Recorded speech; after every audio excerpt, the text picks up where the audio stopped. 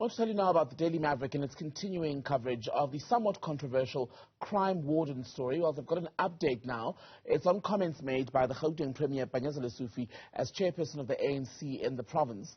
He was speaking at a Sanco Congress held yesterday, where he apparently alluded to a minister's days being numbered. The crime warden program has been marred in controversy for months now.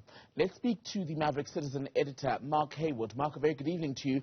You and I spoke about this issue, I think it was 2 months ago, when there was a claim, in fact, of alleged abuse, violence by some of these wardens. Now Panyaza Lesufi was recorded saying that a minister's days are numbered. Guesses are that it may be in reference to either the police minister, Begitele, or Ronald Lamola, because both have not given the green light for the formal recognition, if you will, of this unit.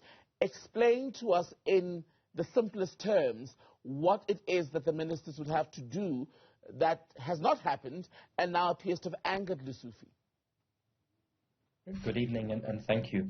Yes, I mean, just to start, to go back a little bit, as we've discussed before, Premier Lesufi at the beginning of this year trained, budgeted for, and then appointed 6,000 young men and women as what have been called Gauteng Crime Prevention Wardens. And all of those people are now deployed on the streets of communities all over Gauteng. But to act within the law, Premier Lesufi had to get authorization for these people to be called what are called peace officers. And that authorization can only be given in terms of the Criminal Procedure Act upon an application to the Minister of Justice and Correctional Services, who must discuss it with the Minister of Police. And if they agree that these people can be deemed peace officers and therefore formally given policing powers in terms of the law, then they must issue a government gazette to that effect. Now, Panyaza Lesufi's government only wrote to the Minister of Justice in June. That was 6 months after they'd started this program. And as we sit here in November, my understanding is that there is still no government gazette and permission has not been granted.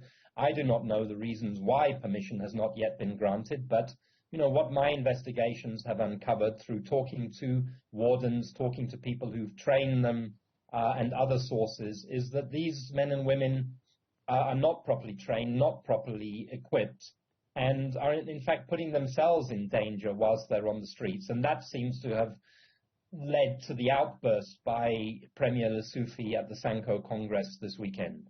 And the issue of the apparent insufficient training given to these wardens is not a new one. You've reported on it.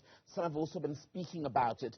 Why then is the Premier of Gauteng so insistent on getting these approvals, even though there are questions about the way in which these men and women have been prepared for the role? Well, I guess he's miscalculated. I get a sense that he didn't know what the law required at the outset. He's staked his reputation on it. He's made a lot of noise. He's made promises to people. He's created illusions that this may be a way of tackling a very serious crime crisis in Gauteng, which most experts say it will not be. So he's kind of nailed his colors to the mast on this thing, and he's not getting away with it.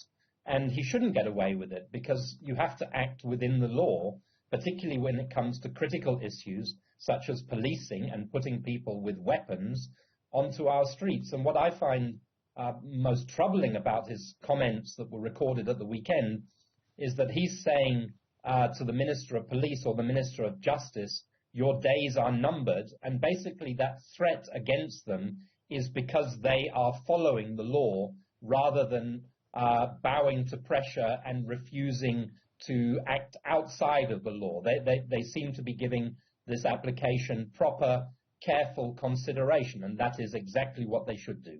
So what you're suggesting around the reasons is that Lesufi is perhaps this passionate about this project and pushing through these approvals for political expediency. That's exactly what I'm suggesting, because Gauteng doesn't have a proper crime prevention strategy at the moment, at least nothing on paper. The police are under-resourced, are overstretched, under-capacitated, and so politicians like Mr. Lesufi jump up with so-called quick fixes and populist solutions which will not prove to be solutions, and then seem determined to get away with their implementation. You know, Temekile, there's no question that crime is out of control in this province, or that it's very, very serious, or that it needs more resources, or that we need more people trained and equipped and qualified to tackle crime. We have 500 murders a month in Gauteng, so you shouldn't get the criticism that's coming from my investigation as being anti the fight against crime or anti the wardens. The criticism is on the basis that these people, if they are to be appointed, must be appointed lawfully. They must be given clear powers. They must know how to exercise those powers, and they must be capable of contributing to the fight against crime. That's what it's about. So, a quote taken by yourselves from Lesufi's address at the Sanco gathering this weekend. I just want to read this out to everyone listening. It says, "We say this to this minister, unnamed again, give us the power for these young people to have the power to get guns," he says, "so they can protect our townships and chase away criminals in our own areas." So if they don't get those approvals, where does that leave people in South African townships, Gauteng townships, who are increasingly vulnerable to criminals? Well, people in our communities are vulnerable to criminals, and as you say, increasingly vulnerable. So what we should be demanding of Premier Lesufi and of the government is resourcing of our police, is training of our police, is strengthening of our police stations, strengthening of our community policing structures.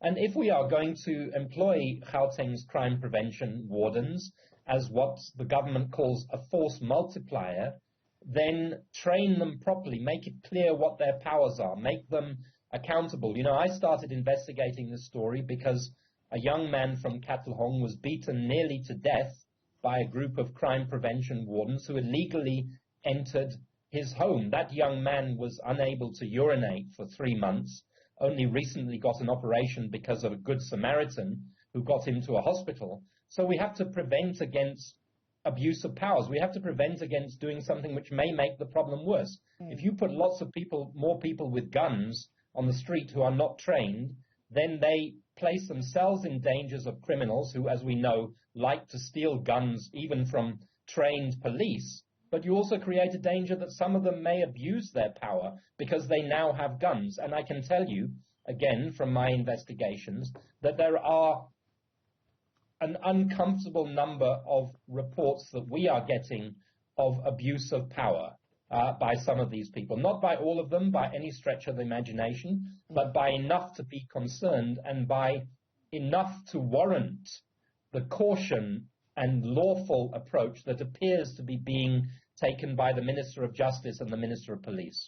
And that would bring us, if indeed there are these increasing reports, allegations of heavy-handedness, abuse by what's now come to be known as Panyaza. It takes us back to the issue of accountability and oversight. Who becomes responsible? Who becomes the go-to person, the entity where we can go when indeed such allegations need to be lodged formally? Because with police, you can go to IPID, but what do you do with this entity? Well, that's a very good question, because with this entity, you cannot go to IPID. They do not actually fall under IPID because they are not classified formally as police officers in terms of the Police Act. So that's closed off. So what the Gauteng government says is that you can either lodge a complaint with the Department of Community Safety, which is the government department that oversees and administers their employment, or you can lodge a complaint with the Public Service Commission. You know, neither of those are adequate mechanisms if you've been on the brutal end of somebody's boots or threats and so on. And again, to go back to the reality, the young man that I've interviewed and worked with was nearly beaten to death in May. There's been no progress with any investigation, and we sit here in November. Nobody has been held accountable. There was actually a police officer who witnessed that attack. There's been no progress. And these are the things that need to be sorted out if this indeed is to become a way of multiplying our ability to fight criminals, which we need to do. Maverick Citizen editor Mark Heywood, good to speak to you. Thank you so much for your time today.